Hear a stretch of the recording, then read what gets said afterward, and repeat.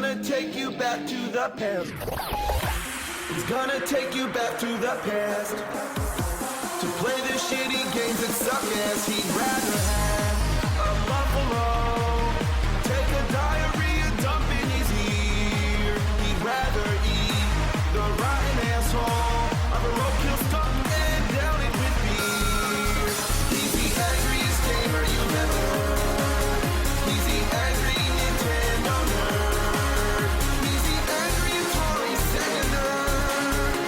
He's the angry video gamer. Okay, the wait is finally over. This is the review that everybody wants to see. Here it is, Superman on Commodore 64. Yeah, that's what you mean, right? The Commodore 64? It was one of the best-selling home computers from the 80s. The games came on floppy disks. Remember those? The ones that actually are floppy?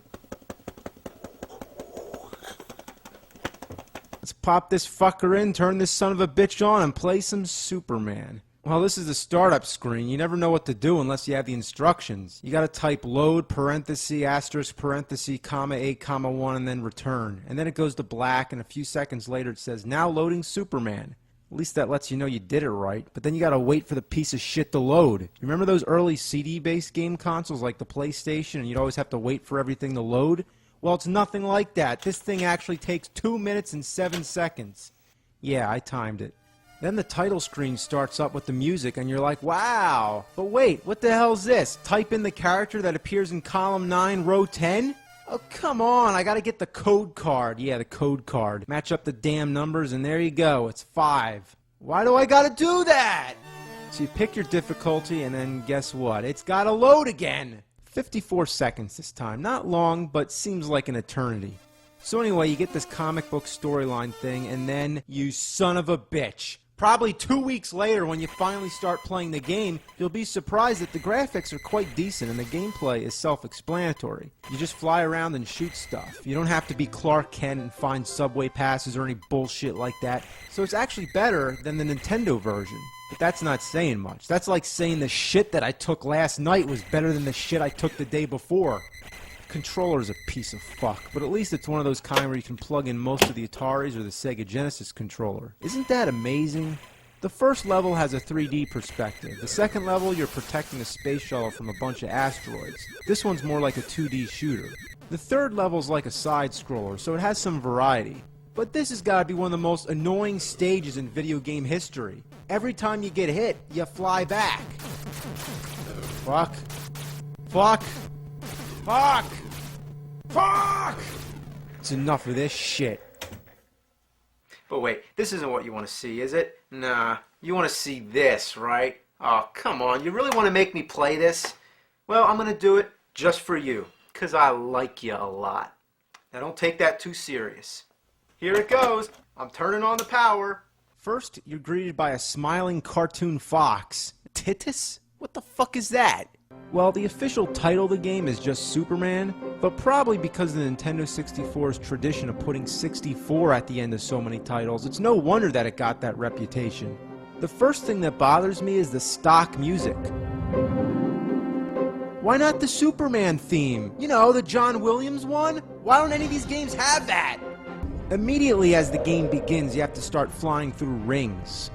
I don't even have any time to get used to the control. You think that as soon as the game starts, you'd have a little free range, you know, to fly around and explore. But no, you gotta fly through rings. And you can't fuck up. If you miss more than, I think, 3, I don't know, sometimes it's 2 and sometimes it's 4, so I'm not sure. But basically, if you miss a few of these rings, you go back to the beginning. And you keep trying it over and over till you get it right. And on top of that, there's a time limit. And being that this is the first part of the game, you'd think that the time limit would be a little lenient, but no, it gives you just barely enough time to get through all these rings. You gotta be perfect. Looks like I'm doing a real shitty job, but the control is awful. You have to be very specific with the joystick or else Superman takes a dive in the wrong direction. And then when you try to make a sharp turn, he just goes all over the place. You all probably know better than I, and it goes without saying, but this game is horrendous! And you know what the most pathetic thing about it is? This game isn't even 10 years old! Just barely. You'd think by 1999 there'd be some kind of quality standard. What? I'm stuck? How the hell am I stuck? I'm underneath the bridge. Looks like Superman stroking his super dick. So, naturally, when a game gives you a time limit, you're in a hurry. You can't approach any of these rings with care and patience. You gotta keep moving. If you miss a ring, you have the option to turn around and try to get it again, so there's no strike against you unless you skip to the next ring, so basically you have to go through all the rings in order. But if you miss one, the time it takes you to turn your ass around and go back through, you already wasted too much time, so it's almost the same as just missing the ring. You have to keep flying. If you stop and bullshit around, then you're not going to make the time limit. See, I just fucked around too much, so I might as well just give up and kill myself. You see that building? I'm just going to crash into it. Well, that didn't do a damn thing. You mean you can't die? Well, absolutely not. You're just stuck in limbo until the time runs out. The only thing worse than an impossibly bad game is not even being able to kill yourself. What's with the punching? Do I actually get to punch people somewhere in this shitload fuck of a game? I guess I'll never find out, but why are these punches so awkward? You gotta be kidding me. I'm stuck again? I'm nowhere near the wall. Look how much room. Look how much room. How can I be stuck when there's so much room? 15 seconds and I'm almost there. Almost there. Oh, fuck, Mr. Ring. Oh, come on. Can't even give me one more chance? Oh, man, what is he doing? Exercises? This is so ridiculous. This game isn't just bad. It's really bad. I'm not even kidding around. It's fucking horse shit. Almost there. Less than 10 seconds. Come on. I can just barely make it. Look, there's the last ring. Fuck! This bitch can't fart! I can't believe it! There is only one ring left. Oh, this is ass. This is really ass. Oh, look, this time I'm gonna do it. It's 4 seconds. Shit! Yeah! No! That didn't count! So finally, when I get past the rings, instructions flash on screen, then go away. What did it say? Something about cars? You're not even given enough time to read it. Oh, it's over already? What was I supposed to do? There's no time to waste. What? I don't even get to try again? I'm back at the fucking rings again? I can't believe I'm playing a Superman game where all you do is fly through rings. At first I thought this was the training mode. Yeah, you know, like to test your accuracy. Lots of games have that. Remember Star Fox on the Super Nintendo? There's a training mode where you have to fly through rings. But even then, you don't have to go through all the rings. It's about how many you can get through in a row. In the actual game, you're flying around shooting at enemies and dodging obstacles.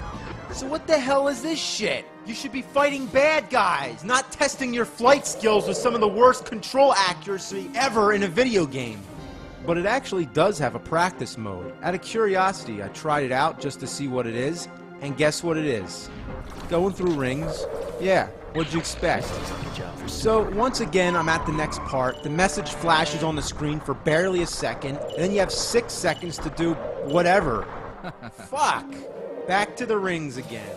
You know, if I had 2 consecutive chances, I might be able to figure it out. But instead, I'm too surprised when I finally get there to act in 6 seconds and with no time to read what it's telling me to do. And am I really doing this? Is this a Superman game? Flying through rings? Is that the best they could come up with? That's like if they made a Batman game where all he does is just play hopscotch. This looks like a job for Superman. Okay, time for the 6-second car stage again. Get off! Get off! Here we go. Got the car. Now what? Oh, the timer reset to 11. That's weird. But what do I do with the car? Okay, so there's another car coming. Can I stop it? Oh, this is the shits. This is the shits. Basically, you gotta pick up both these cars and throw them before they hit the people. But guess what's after that? More rings! And after that, you gotta pick up a police car and carry it to the goal. I'm starting to notice a pattern here. You go through rings, pick up cars, go through rings, and pick up cars. So I get to the goal, and guess what's next? Seriously, I want you to just take a guess what comes after this. More rings? Yeah. What kind of game is this? Is this some sort of insanity test? Well, I'm done. I'm sorry, but that's all I can do. This game doesn't even qualify as shit. It's like the equivalent of shit taking a shit. This is unspeakably, shockingly bad. It's sickeningly loathsome. It's a fucking suffering to the mind. It's a bunch of fuck and it doesn't belong on this planet. Somebody's gotta take care of it. This is a job for the fucking nerd.